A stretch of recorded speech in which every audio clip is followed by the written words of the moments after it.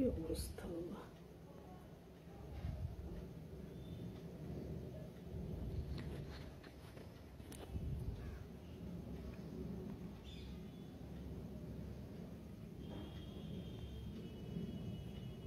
কে যে এরকম মারাত্মকভাবে মারে কি জানি বাবা।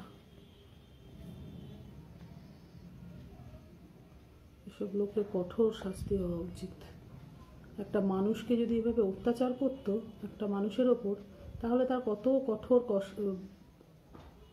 কঠোর শাস্তি হয়।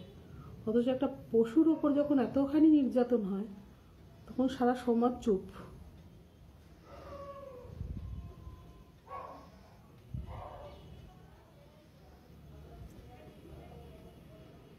ভয়ঙ্কর মানসিকতার লোক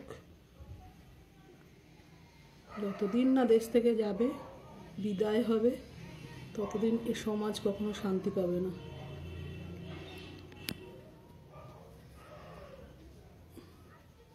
অভ্যাস।